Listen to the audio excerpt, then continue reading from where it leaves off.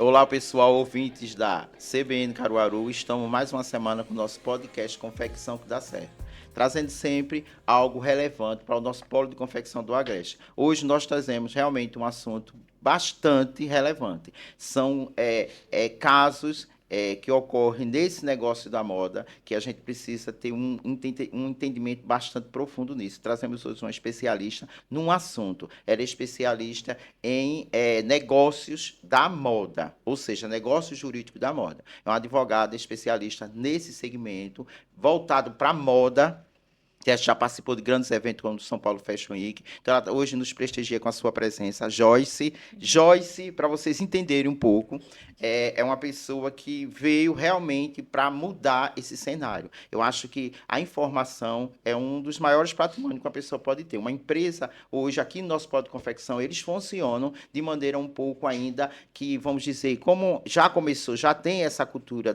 das empresas começarem no intuitivo, então elas continuam um pouco praticando isso aí. Então, muitas vezes a gente pratica a coisa errada sem ter a devida informação, sem ter o especialista para nos informar determinado assunto. Então, Joyce Ohana Souto Maior era graduada em Direito pela FDSBC de São Paulo, pós-graduada em Direito Empresarial pela FGV de São Paulo, especialista em Direito da Moda, certo? Ela também tem graduação na URRJ,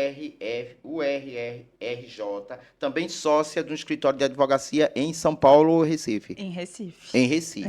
Então, gente, tem bastante assunto para nós conversarmos. Então, hoje temos o prazer de receber eu, Romildo Pereira, junto com Érico Freire. Com certeza, mais uma semana muito importante para os confeccionistas e empresários da região para estruturar e evitar problemas futuros. Isso mesmo. Vamos falar muito sobre também, que Joyce é especializada em entretenimento, sobre a imagem. Hoje você trabalha com... A gente tem as redes sociais, as mídias. Então, Joyce vai nos dar dica aí como legalmente tratar esse pessoal da área de mídia, principalmente aquela pessoa que você usa a imagem dessa pessoa nas suas redes sociais. Isso é muito importante, gente, estar sempre amparado dos direitos jurídicos para se proteger de qualquer problema. Então, ela vai nos dar hoje essas informações. Então, começando aqui, Joyce, muito prazer em recebê-la. Seja Prazer, bem-vinda. prazer é Seja muito todo meu. bem-vinda, Gente, agradeço. eu super agradeço aí o convite, né, para falar com vocês hoje sobre esse assunto que eu acho que é bem relevante aqui, já que a gente está falando de um polo, né, esse polo do Agreste tão grande, super importante para a economia do país de maneira geral. Então, à medida que eu fui estudando a respeito aqui do local, fiquei muito impressionada com o tamanho das empresas que nós temos aqui. Então, acho que vai ser... e eu espero mesmo trazer aí para o ouvinte algo relevante, né? Para que a gente consiga mesmo trazer insights, assim, ideias inovadoras que resolvam dores ou que tragam aí essa luz, né, do que pode, como pode ser feito. Você já fez essa breve apresentação e, de fato, hoje eu sou advogada, tenho meu próprio escritório, sou advogada especialista em empresas, em negócios, voltada muito para essa área de tecnologia, mídia, entretenimento e moda. Então, assim, vai ser uma honra falar com vocês. Como você já bem disse, nesse meu conhecimento, né, na época de São Paulo, eu trabalhei com grandes patrocínios para São Paulo Fashion Week, em grandes collabs, assim, com marcas como Bal, Arezzo. Então, aí e com muitos e muitos e muitos contratos com artistas, influenciadores, modelos. Então, acho que tem muita coisa que a gente pode tratar aqui que pode abrir a mente para todo mundo, enfim, e ajudar nesse contexto geral. E isso pode evitar um problema futuro grande, né, Romildo? Porque Com assim, certeza. tem muitas negociações que são feitas de forma informal, na amizade, da confiança. Isso. E isso não quer dizer que as pessoas vão deixar de confiar umas nas outras, não. Não. Mas é bom ter algum documento estruturado que resguarde ambas as partes. Isso mesmo. Não, assim, o cenário corporativo é uma coisa, né? Aqui o pessoal tem muito, porque as pessoas aqui da região confiam muito na palavra, eles se usam a palavra, como você expressou aí, o fio do bigode. Aham. Realmente, antigamente se tratava muito isso. Hoje em dia, como nós estamos assim liderados mesmo pela tecnologia, tudo muda muito rápido, a gente precisa estar acompanhando essas mudanças e precisa entender realmente do que você está falando, do que você está fazendo e se cercar de cuidados. ter até excesso nisso aí. Então, uma coisa que eu achei muito importante, tem uns assuntos aqui que realmente sobre contrato, bastante importante na pauta que nós colocamos, mas eu achei uma coisa muito importante para aqui, como eu vivo na fábrica, eu conheço chão de fábrica, conheço necessidade, eu acho muito importante a questão da rede social, de você usar a imagem de outra pessoa. Eu queria que você falasse mais sobre isso, acho muito importante, porque as pessoas aqui não têm nem todo mundo não tem esse entendimento. Eu queria que você explanasse Maravilha. mais esse assunto. Vamos começar com esse assunto então. Hoje, para mim, é um dos principais problemas da indústria da moda, né? Porque muitas empresas crescem em cima da imagem de modelos, de influenciadores. E muitas vezes a gente não tem o contrato, ou tem o que você falou do contrato do fio do bigode. Aí aqui eu já faço um plus, né? Que a gente falou, né? As pessoas confiam umas nas outras. E, de fato, é importante. A confiança, ela é um elemento de negociação primordial. Se eu não confio em você, eu não consigo ter um negócio com você, né? Mas quando eu faço contrato no fio do bigode e eu tenho ali, tô confiando na intenção da outra parte, aí utilizando o mesmo nível de expressão, tô confiando na vergonha na cara da outra pessoa. E nem sempre eu posso contar com isso. E o que é hoje não é amanhã. A pessoa que está fazendo negócio com você hoje, amanhã ela tem outros interesses, outros negócios. Então, estar por escrito é um ponto muito relevante que a gente pode aprofundar um pouquinho mais à frente. Agora, falando necessariamente dos influencers e dos modelos, além de ter um contrato onde eu vou prever ali o quanto eu vou pagar para aquele influencer, o tipo de foto que eu vou fazer, o para que eu vou usar aquelas fotos, sempre que eu uso a imagem de alguém no meu negócio, eu estou falando que o direito de imagem ele é um direito personalíssimo. E aí, traduzindo isso, né, saindo do juridiquês, o que quer dizer um direito personalíssimo? Eu tenho direito total sobre a minha imagem. Então, se hoje você não tem um contrato comigo dizendo que você está pegando a minha foto para utilizar num catálogo, para utilizar numa rede social, e amanhã eu mudo de ideia, porque, sei lá, a concorrência veio e me fez uma proposta melhor, eu posso pedir para você retirar as minhas fotos do ar. E eu tenho esse direito. E, por outro lado, se eu tenho um contrato especificando que não, estou tirando as fotos da Joyce hoje, eu vou usá-las por 6 meses nessa campanha aqui, X, Y, Z. Depois, essas fotos poderão ser utilizadas para fins históricos. Aí sim, eu tenho em papel, né, registrado, e essa pessoa vai ter que cumprir ali aquele contrato. Enquanto que, se eu não tenho contrato, eu fico à mercê ali daquele direito personalíssimo. A pessoa, a dona da imagem, pode utilizar a imagem dela como ela bem entender. É o direito de ambas essas partes, né? Então, aqui a Quando gente está você não falando do tem, direito de todo mundo. E se eu não tenho isso estabelecido num documento, só uma pessoa tem só uma direito pessoa aí, tem direito. que é o direito da sua imagem, que já tem Exatamente. antes até de fechar o negócio, Não, já tem esse direito, isso né? é protegido por lei. E direito de imagem, só para vocês entenderem a gravidade deste assunto, ele é protegido pela Constituição Federal. A Constituição Federal é a lei maior do país, entendeu? Então, é um tema muito importante. Eu vejo que grande parte das empresas não tem esse tipo de contrato, mas é um contrato muito, muito, muito relevante. Até mesmo a própria pessoa que está sendo usada a imagem dela, às vezes não tem Geralmente esse, não não sabe. tem Geralmente esse não sabe. entendimento, né? Mas aí, quando a gente fala, e aí para você ver como a proteção é para todos os lados, eu vou contar um case aqui que eu posso falar porque ele foi público, que aconteceu recentemente. Vocês devem ter visto aí na internet. A Perdigão contratou a Rafa Kalimann para fazer a publicidade deles. E lá no contrato tinha uma cláusula de exclusividade em que dizia que a Rafa não poderia utilizar a imagem dela para trabalhar com a concorrência. E aí ela provavelmente se esqueceu disso e foi num evento de carnaval, passou na banquinha da Seara e fez uma publi ali para a Seara. A Rafa Kalimann foi condenada a pagar R$ 190 mil para Perdigão por conta disso. Justamente porque aqui eu não estou protegendo só o direito de imagem dela. Mas se eu tenho um contrato bem estruturado, eu protejo tudo. Inclusive, eu me protejo da concorrência. Entendeu? Então, aí é só para vocês entenderem, para desenhar esse assunto. Acaba que o contrato é uma proteção para todo mundo. Aí, falando de proteção também, é muito importante a questão dos influencers e modelos. Também tem as negociações e as sociedades da própria confecção. Sim. Então, eu sei que a informalidade ainda é uma realidade, mas tem muitas empresas que estão se constituindo, de fato, e muitas sociedades são consolidadas após estabelecer o contrato de sociedade. Sim. Por exemplo, eu tenho uma confecção, tenho um contrato social, eu me junto a um sócio, isso vai se continua por vários anos, esse sócio não entra no quadro societário, termina não se ajustando.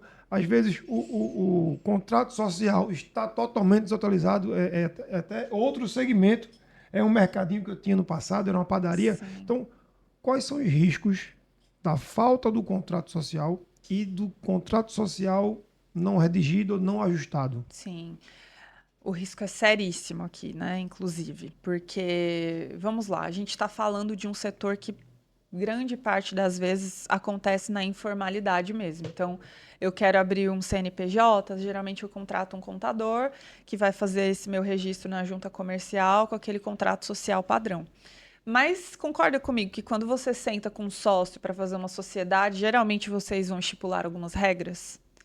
Essas regras precisam estar em contrato de social e ou acordo de sócios, porque são documentos distintos e mais adiante eu explico sobre eles, a importância de cada um. Mas quando eu tenho um contrato social que não reflete o meu negócio, no momento que eu tiver um impasse, no momento que eu tiver uma divergência de sócios, um quer fazer um investimento, outro não quer, ou eu tenho uma sucessão, ou eu tenho o divórcio de um sócio. Gente, isso pode acontecer a qualquer momento. Algum sócio que é casado com comunhão parcial, com comunhão universal. A partir do momento que eu tenho assim esses problemas corriqueiros, ou alguém, infelizmente estamos todos sujeitos a isso, morre, o que acontece com a empresa? Sabe? Aí eu construí a empresa toda e aí eu não sei exatamente para onde ir. Quando o contrato social ele é mal redigido, ele não existe, ele está obedecendo ao padrão, é claro que a pessoa não vai ficar a ver navios. A lei já tem ali a sua regulamentação própria, né, que vai direcionar o que deve ser feito. Mas daí você contar com a lei, geralmente não foi o que você combinou com o teu sócio. Interpretação, né? É interpretação. E se você for contar, além do problema da informalidade, a gente tem um segundo problema, que é uma justiça lenta. Eu não preciso nem ficar falando aqui com os ouvintes sobre a justiça brasileira.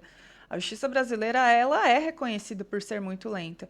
Então, se eu for discutir isso judicialmente, geralmente vai levar um tempo tão grande, às vezes com o meu dinheiro parado, às vezes com decisões da empresa que não conseguem ser feitas, porque às vezes eu tenho que assinar ali em conjunto com outro sócio, e outro sócio por birra não vai assinar porque ele está divergindo de mim. Então, isso pode matar um negócio, inclusive. E aí, quando eu falei da diferença do contrato social para o acordo de sócios, o contrato social ele é um documento registrado, né, na junta comercial, então é um documento público. Então, o que eu combinei com o meu sócio, que pode ser público, eu coloco ali naquele documento. Mas, às vezes, tem algumas organizações empresariais, alguns arranjos empresariais que eu não preciso que todo mundo saiba.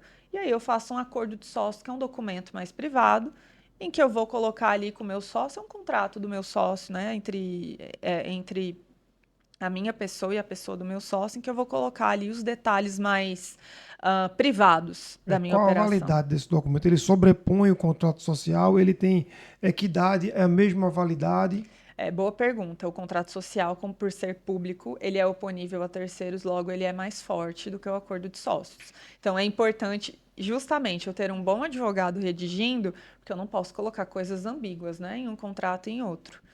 Perfeito, é bom falar, porque a interpretação aqui. Não vou. Então, eu vou deixar um contrato social padrão e no acordo de sócio eu vou colocar coisas talvez até arbitrárias e que não seja possível executar. Coisas Então, amigáveis, não vai de uma adiantar. relação de pessoas, de amigos, né? Como a gente Isso. tem um exemplo disso, de um convidado nosso aqui, que eu não posso citar nome, mas se ele estiver escutando, ele vai saber, que eles estão com um problema seríssimo, porque entre 3 amigos decidiram montar uma empresa, essa empresa com o nome de um desse amigo, esse amigo não fazia parte da sociedade, só foi, vamos fazer, fez. A empresa deu muito certo, como hoje já é firmado no mercado há mais de 10 anos. Então, esse amigo quer tirar o nome dele agora, da Eita. marca. E o nome da marca é o nome dele. E cresceu com o nome dele. Cresceu com o nome tá dele. vendo? Sabe? Se ali no começo tivesse estruturado, os empresários com quem eu trabalho hoje... Inclusive, está até na justiça.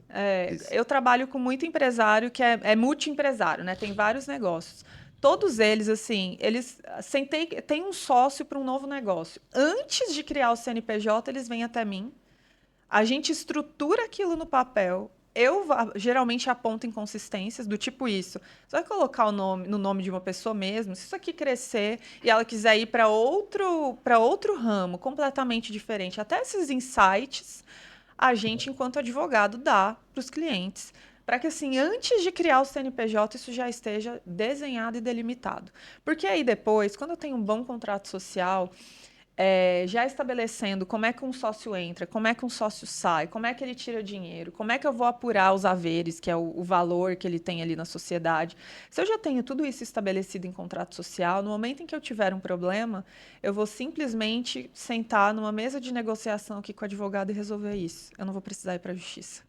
Isso também acontece muito em casais, né? São casados, a gente não casa para separar, a gente casa para viver. Mas relacionamento é uma coisa muito difícil que a gente nunca pode, não sabe. E eu costumo dizer que a gente só sabe que a gente tá depois que a gente separa. Se tem um contrato social com a sociedade já, de uma empresa, aí coloca aquilo muito formal, na separação, se não tiver uma coisa assim pré-estabelecida, é horrível. Dá porque um problema, é dá um um problema. A problema muito grande. sociedade é quase um casamento mesmo. A gente Exato, brinca que é praticamente isso.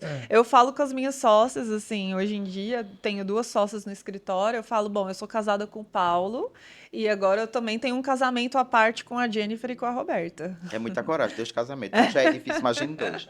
Mas vamos lá.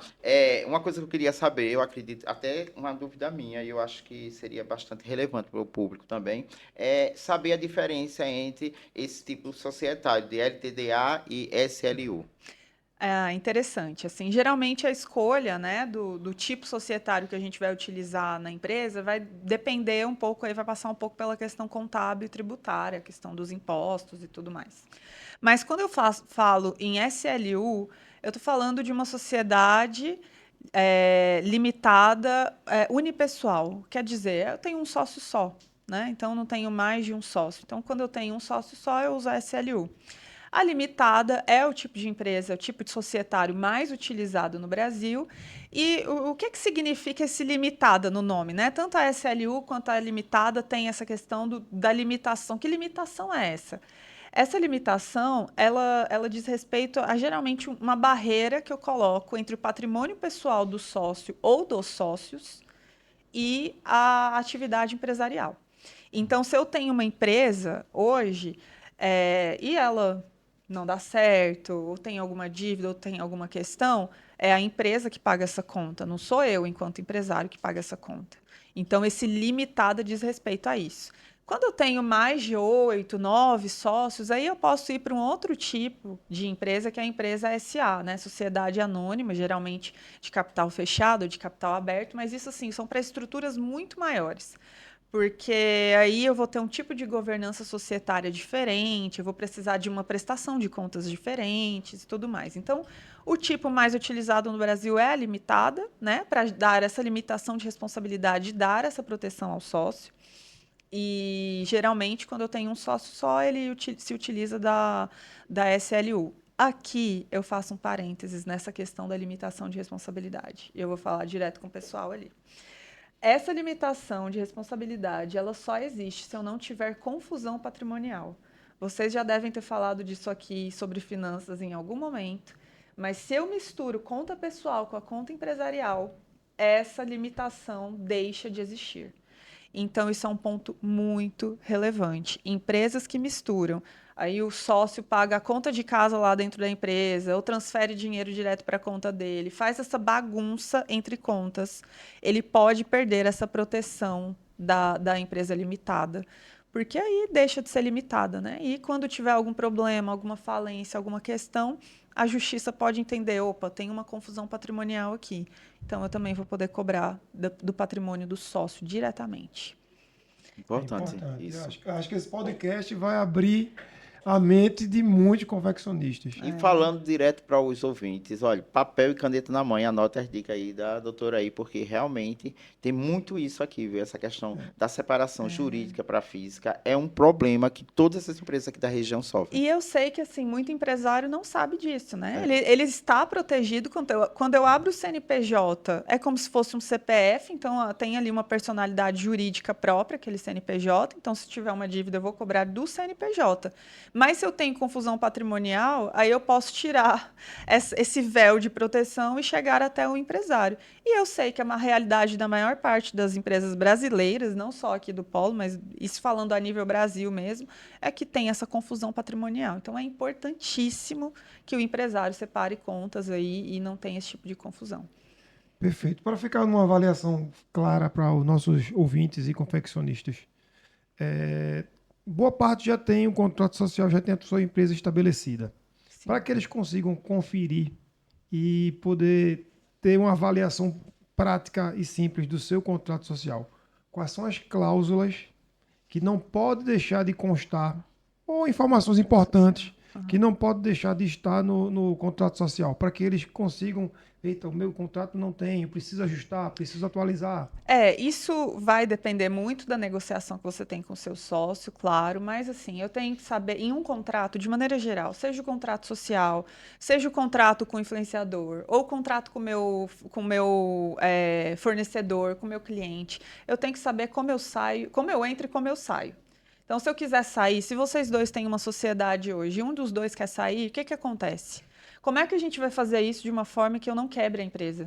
Né? Como é que eu faço isso de uma forma que.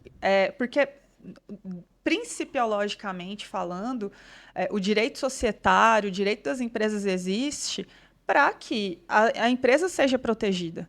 Entendeu? Para garantir a continuidade do negócio. E ainda que um sócio saia, eu quero continuar, eu quero que aquele negócio continue existindo, porque isso, socialmente falando, é importante. Traz emprego, gira a economia. Então, assim, eu preciso ter estabelecido no meu contrato social, basicamente, como é que eu entro, como é que eu saio ali de maneira a não prejudicar a empresa. E aí tem outras cláusulas muito importantes. Por exemplo, se surgir um conflito entre os sócios, como é que esse conflito vai ser resolvido? Ele vai para mediação? Ele vai para a justiça? Ele vai para a arbitragem, que é um novo tipo, um meio alternativo de resolução de conflitos? Então tem aí algumas questões importantes, mas eu consideraria assim essas como básicas em um Perfeito. bom contrato social. Tem muitas empresas que fazem um contrato atrelando o CPF às dívidas contraídas pelo CNPJ. Por exemplo, tem um contrato social, Uhum, eu fiz uma compra de um produto numa uhum, loja. uhum. A loja, eu apresento à loja todos os dados para que ele me dê um limite de crédito, Sim. de 100 mil, 200 mil. Aí ele faz a liberação do crédito, mas ele me dá um documentozinho, um contrato, dizendo que está liberando o crédito para o CNPJ tal, mas o CPF tal, tal, tal, se responsabiliza. Isso serve? Super importante essa pergunta. Nem estava meio que aqui no script do que eu tinha pensado, mas mega importante. Serve, sim. Essa operação se chama fiança ou aval, né? Você dá o Sim. aval com seu CPF. E aí, bom, primeiro de tudo, aquele véu de proteção da responsabilidade limitada que a gente falou aqui das sociedades já vai deixar de existir. Porque você já colocou seu CPF ali como responsável por aquela dívida também. E aí, isso acontece com frequência, porque o empresário quer crédito, ele precisa daquilo ali, ele coloca o nome dele, do tipo, se a empresa não pagar, então eu pago. E quando eu forneço uma fiança ou um aval, eu perco vários direitos que eu tenho. Então, eu vou citar um exemplo aqui, vou ter que falar em termos mais técnicos, jurídicos, mas existe um instituto no direito chamado bem de família, ou seja, se eu tenho uma única casa para morar com a minha família e tal, aquela casa nunca vai responder por uma dívida. Então, mesmo que eu tenha dívida no CNPJ, no CPF, não pode atingir aquela casa. Se eu dou uma fiança ou aval, pode. Então, muito empresário, às vezes, coloca o nome como fiador, como avalista. Isso serve não só para esse tipo de relação, até para relação de locação, às vezes você assina como fiador ou como avalista, mas são institutos muito sérios que podem levar a responsabilidades seríssimas. Eu tenho um cliente aqui, uma história, também não vou citar nomes, mas que ele era sócio em uma empresa, assinou como avalista também para conseguir crédito. Saiu da empresa, não deu baixa neste contrato, o antigo sócio não pagou a dívida e ele ficou com uma dívida de, sim, mais de R$ 500 mil no CPF dele. Então, assim, é muito sério isso de assinar como avalista ou como fiadora em determinadas negociações. É prática de mercado? É prática de mercado, mas no momento de assinatura, entenda o que você está assinando. Por quê? Tem muitas cláusulas nesses contratos em que eu revogo os meus direitos. E isso é uma coisa que uma pessoa que não entende não sabe nem o que está Acaba. assinando. E naquele momento vocês estão sócios, né? Porque assim, Exatamente. já é normal você ter um CNPJ, só pegando o gancho da pergunta, Importante. vocês têm um CNPJ e quando aquele CNPJ tem uma dívida que a empresa está devendo, automaticamente seu CPF também está responsável por essa dívida, porque quando o CNPJ está com restrição, o CPF também fica com restrição. Sim. E é como, nesse momento, eles são uma pessoa só. Porém, não tem esse contrato que foi assinado, então a pessoa pode revogar, no caso de uma saída, que aquela dívida não seja mais responsabilidade dela, porque ele não assinou esse contrato como aval da dívida. Não, Né? e veja, o aval, ele é um instrumento. Eu não posso agora demonizá-lo e falar ninguém assina mais aval, ninguém assina mais fiança, porque os negócios não vão acontecer. Mas preste atenção no que você está assinando, porque existem alguns instrumentos ali que vão te dar uma proteção maior ou menor a depender do que você assina. Entendeu? Então, aí se eu for falar disso, eu vou entrar numa questão muito técnica. Mas tem o Instituto de Benefício de Ordem, que eu posso colocar uma cláusula no contrato dizendo que, ok, eu sou avalista, eu também vou responder por essa dívida. Mas primeiro você precisa esgotar a empresa antes de partir para o meu nome. Tem alguns instrumentos que a gente pode colocar contratualmente que vai garantir aí uma segurança maior para o empresário. Então, para isso, precisa conhecer e ter um bom advogado, né, para prestar esse serviço. Porque às vezes você acaba fazendo, achando que sabe, achando que está fazendo bem para você. Como você não entende da lei, não conhece a lei, que é preciso ser um especialista como a senhora, para entender, é bom que tenha sempre esse trabalho, sempre uma pessoa para orientar. É importante. Tem muita gente que vai, eu vou ter esse custo adicional. Não quero, vou pegar um amigo que é advogado. Fulano, meu amigo, jamais vai fazer isso. Aí termina que o barato pode sair muito caro. Porque a gente está falando de... Nesse caso, caríssimo. 50% da empresa, é um patrimônio. Então, assim, é uma série de coisas que pode perder, que é muito maior do que qualquer diária, ou qualquer honorário jurídico. Não, e veja, eu gosto de trabalhar com prevenção. E aí, eu não trouxe números aqui, mas numa próxima rodada de conversas eu posso trazer para vocês. Mas se eu previno o remédio, a prevenção sai muito mais barata do que remediar depois. Se você for pagar um advogado para resolver qualquer um desses problemas, para remediar qualquer um desses problemas, eu garanto, vai sair muito mais caro do que o honorário para ler um contrato, para fazer um bom contrato social. E nesse caso, o advogado acaba sendo mais barato da história. Mais barato da história. Porque tudo que você vai ter que pagar por conta de não ter a orientação correta, o advogado é o mínimo. E sem contar as coisas que não tem preço, né? Às vezes você faz sociedade com um amigo, aí você perde a amizade da pessoa. Às vezes você faz com um parente, você gera um problema familiar que poderia não existir. E lembrando, aqui o nosso podcast, a gente faz um script anteriormente, a gente debate bastante o assunto, mas tem coisas que vão surgindo aqui e a gente conversa. E que é coisa do convívio mesmo, é coisa da realidade, do dia a dia da gente. Pode ser que a doutora possa responder, pode ser que não, e não tem problema algum, tá? Estou deixando isso bem tranquilo. Mas esse é o encanto do podcast. Não é a graça, né? Que seja conversa, mais espontâneo mesmo. Um último complemento para essa pergunta aí, que eu acho importante. Imagina essa carta-fiança pode ser de um terceiro que não esteja no quadro societário, ele pode entrar como avalista e funciona também? Funciona. Contratualmente, gente, a gente tem a lei da liberdade econômica, que se não me engano é de 21 ou 22. A gente tem muita liberdade, desde que não seja ilícito, desde que, né, não seja contra a lei. O empresário ali, na negociação dele, ele tem muita liberdade. Então, você é o dono da empresa, mas você não quer ser o fiador, você pode chamar ele para que seja seu fiador. Se ele topar, não tem problema. Então, a gente tem essa liberdade. Precisar de você. Não, e eu vou precisar da senhora para poder assinar esse contrato. Ótimo. Viu?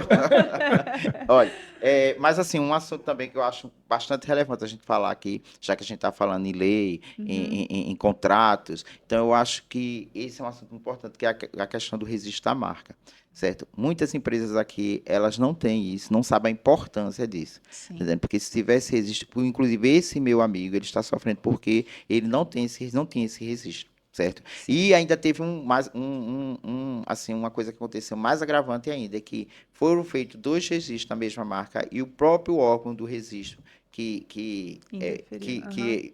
eles informaram que eles cometeram um erro. Eles registraram uma já tendo a outra. Então ficou mais complicado ainda para Existem isso. 2 registros da mesma 2 marca. registros da Eu mesma marca. entendi. E o instituto que rege essa lei, ele disse, não, o erro foi nosso, que registramos Uhum. 2 vezes. Então tá um problema complicadíssimo mesmo. Tá Eu bem acho que se você complexo. estiver escutando isso, ele vai querer ser contado. Porque a coisa tá bem complicada. Mas, assim, eu queria que a senhora falasse um pouco sobre isso. Bom. Sobre o registro da marca, quais são os riscos que uma empresa tem quando usa uma marca e outra pessoa chegar e reclamar pelaquela mesma marca? Quais são os riscos? Quais são os benefícios? E qual o momento de fazer isso? Se faz isso antes de registrar, antes do contrato social, pode fazer depois? Como é que funciona isso? Na verdade, assim, no mundo ideal, você teve a ideia da marca e vai levar o negócio adiante, você já começa o registro dela, tá? Antes mesmo até do contrato social. Por quê? Porque, veja, marca, eu tô falando da reputação da empresa ali, da identidade de uma empresa. Se eu construo uma marca, aí eu pago lá o meu designer para fazer toda a estruturação da marca, vem o meu marketing, fica aquela coisa linda, eu produzo o produto com aquilo. É o que a gente acabou de falar aqui. Eu cresço a empresa com isso e só depois eu vou pensar em registro de marcas, eu posso ter um problema. Eu posso ter o problema dessa marca não ser registrada, de já existir no mercado alguém com o mesmo nome, e aí eu não consigo registrar e eu tenho que começar do zero, a minha marca. E aí, às vezes, a mesma empresa vai ter que fazer todo o rebrand com uma nova marca, comunicar ao consumidor essa nova marca, além do custo disso. Porque o que acontece hoje? O INPE, que é esse Instituto Nacional de Propriedade Intelectual, que é onde a gente registra marcas, ele vai olhar ali, a análise dele basicamente é, se eu quero a marca X, eu olho se na marca X não tenho já alguém fazendo ali naquele mesmo setor, né, com esse mesmo nome. E aí, se não tiver, ele libera o uso da marca. Se não tiver, você não vai ter o direito a usar essa marca. E se você usar, você está cometendo, atenção para isso, um ilícito civil e um ilícito criminal. Se eu uso uma marca que já está registrada, o dono da marca, o dono do registro, ele pode me cobrar perdas e danos. E se eu continuar insistindo no uso, ele pode me cobrar criminalmente por isso. E eu tenho penas de 3 a 1 ano de detenção por uso de marca que já existe. Então, assim, eu sei que muita gente não tem conhecimento sobre isso, então registro de marca é quase que primordial. Se eu fosse falar aqui em vou abrir uma empresa, tive ideia da marca, bota ela para registro. Tem um sócio, já fiz uns combinados. Vamos para o contrato social e acordo de sócios. E aí, a partir daí, a gente vai estruturando uma empresa juridicamente saudável. Ô, Romildo, eu lembrei de alguns fatos que aconteceram aqui na região. Vou citar os fatos, sem citar exatamente o que foi. Imagine que a gente tem empresas que têm 50 anos, 30 anos, 20 anos e nunca ninguém registrou a marca. Um terceiro passou na rua, teve a ideia de sair registrando tudo ao mesmo tempo. E meses depois do registro entrou com essas ações, solicitando danos morais, todo o processo. Existe alguma forma de reverter, já que a empresa, a marca existe há mais de 30 anos e o registro foi feito agora nos últimos 5? Essa pessoa que teve esse ato de ver todas as marcas não registradas e registrar, ela agiu de má fé também, né? Ela tem como provar? Não tem. Não precisa Não, provar? mas aí a questão toda eu vou ter que partir para o judiciário e provar as intenções. E como é difícil provar intenção, né, gente? Provar que alguém teve má Realmente. fé ou não aqui. Mas o que acontece? Dá para reverter isso no judiciário. Então, vou ter que entrar com uma ação judicial para isso. Então, a discussão não vai ser mais administrativa com o Instituto Nacional de Propriedade Intelectual. E aí eu vou ter que provar, poxa, eu trabalho com essa marca há 30 anos. Eu estou no mercado há 30 anos. Aí esse fulano veio aqui, viu isso, registrou, provavelmente de má fé, para tentar conseguir alguma coisa aqui da minha marca. Então, assim, vai ser um caminho longo, difícil, muito mais caro do que seria se eu tivesse registrado a marca desde o início, no Instituto, no INPE, né? Ok. Outra coisa que a gente queria, que eu acho importante a gente ressaltar e frisar, é essa questão dos riscos de você usar a imagem de alguém e sem esses cuidados, sem esse contrato. Queria que a senhora falasse um pouco mais sobre isso. Quais são, o que realmente é preciso, necessário, qual é o que essa empresa não pode deixar de deixar bem claro nesse contrato. Perfeito. Como reitero aqui, todo contrato, preciso saber como entrar e como sair dele. Então, tem ter todas essas condições negociais, né? Prazo do contrato, por quanto tempo eu estou contratando aquela imagem, daquele modelo, daquele influenciador, é para uma coleção mais perene, ou é para uma coleção assim, de fast fashion, uma coisa mais rápida, né? Então, eu tenho que pensar nisso e ter um prazo para a utilização daquela imagem. Outra cláusula importantíssima nesse tipo de contrato é dizer que, independente, né, dessa contratação por 1 ano, por 2, eu posso utilizar aquela imagem para fins históricos na minha marca, não vou precisar pagar aquilo do Instagram, né? E aí, a depender do caso, a gente vai negociar uma exclusividade, né? Nesse caso que eu falei para vocês, que eu contei aqui da Rafa Kalimann, tinha exclusividade, porque eles estavam pagando tanto dinheiro para ela ser a cara, né, da Perdigão, que não faz sentido que ela trabalhe para a concorrência. Vai depender de cada caso. Uma empresa maior geralmente vai querer uma cláusula de exclusividade para que esse modelo, esse influenciador, esse artista não trabalhe para concorrência. Aí vai depender do caso a caso. Mas eu não posso deixar de falar do licenciamento da imagem, nome e voz desse modelo. Eu não posso deixar de falar o prazo em que eu posso utilizar e o que acontece, né, ao final desse prazo. Eu vou poder usar aquela imagem para fins históricos, eu não vou poder usar ela para mais nada. Muito modelo influenciador libera para que você use para fins históricos, mas proíbe que você impulsione de novo aquela imagem. Então, aí tem as regrinhas próprias, mas essas são as questões básicas de um contrato assim. Ok. Perfeito. Aqui em Santa Cruz, Caruaru, no polo de confecções do Agreste, é normal e natural.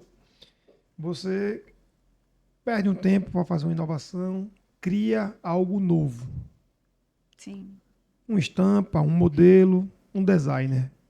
Com 15, 20 dias, praticamente 100% dos boxes estão com a mesma peça. Sim. Mesma estampa. Parece que foi até você que fez aquela peça. Existe algo que o confeccionista pode fazer para blindar isso? Claro que ele não vai sair processando todo mundo.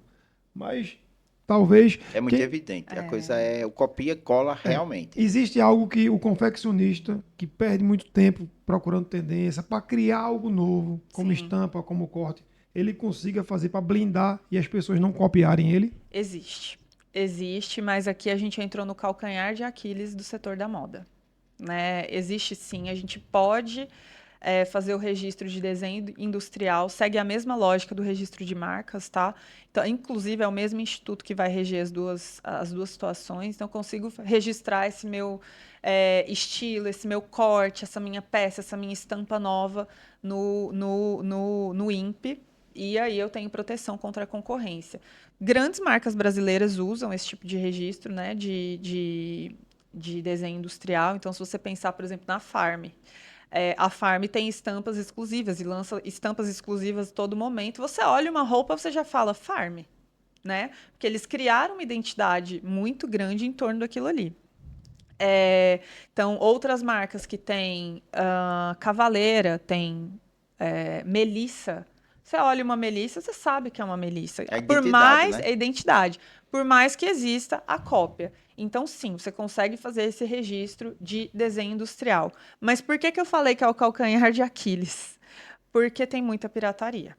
E aí foi o que você falou. Se você quiser sair processando todo mundo que usou a tua criação, você vai perder um tempo e um dinheiro muito grande com isso. Mas é importante, porque uma coisa é eu não sair processando todo mundo, outra coisa é eu processar o meu principal concorrente que está imitando na cara dura o que eu acabei de fazer, né?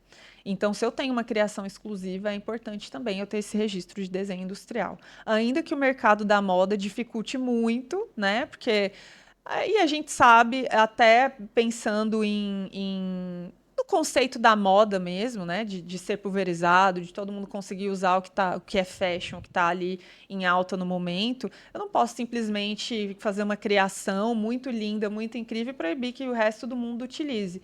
Mas às vezes, quanto o meu principal concorrente, por exemplo, faz sentido, né? Que eu não deixe que ele utilize. Perfeito.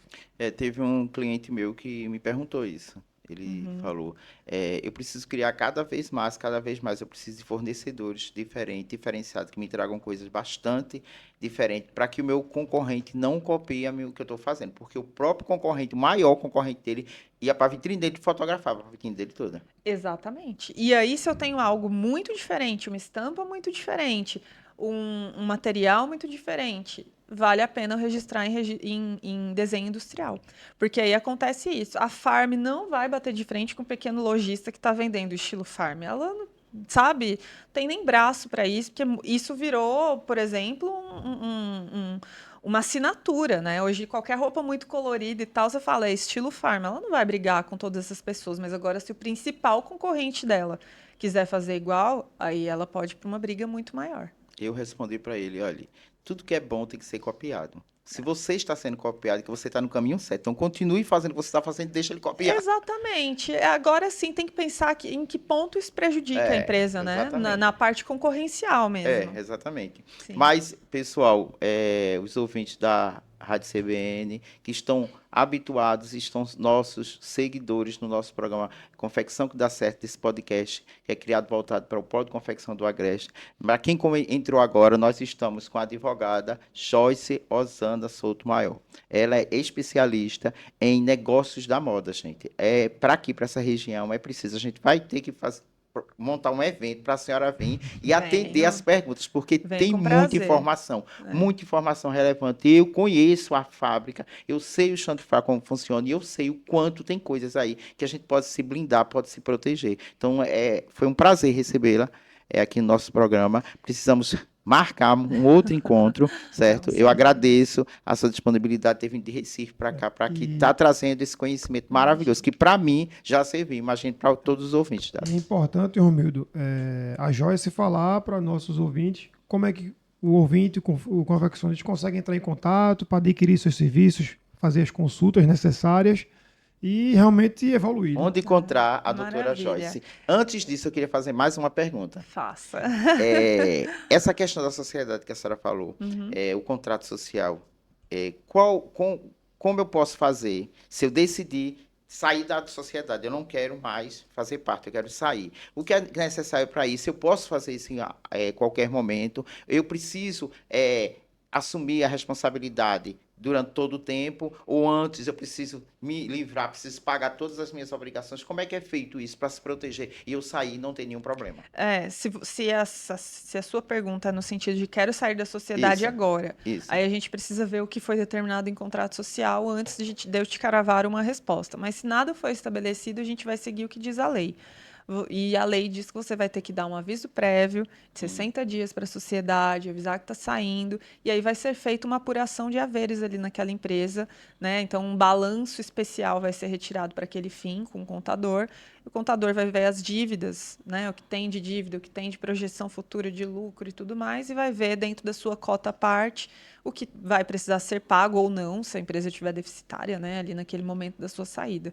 Por isso que eu digo, o contrato social, ele é muito importante, porque aí, se eu tenho um contrato social estabelecendo isso, eu posso ter essa negociação de uma maneira muito mais rápida. Já está escrito, né? Já está escrito, é só seguir. É só seguir o passo a passo. Tá bom, doutora. Muito obrigado pela sua participação. Obrigada. Foi um prazer conhecê-la. E agora, falando com os ouvintes, eu agradeço muito, meninos, primeiramente a participação aqui. Acho que foi muito rico, né? Deu para trocar. Estou disponível para voltar quando vocês quiserem. Tem uma sócia também que pode falar muito aqui com a gente sobre tributário. A gente vem aí para uma reforma tributária começando em 3 meses, então isso vai mudar muito a vida dos impostos que são pagos, e eu sei que isso é uma dor para o empresário.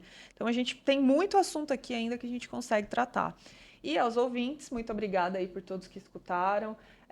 Eu queria deixar um aviso, assim, também não fiquem desesperados achando que estou fazendo tudo errado, isso é um problema agora, não.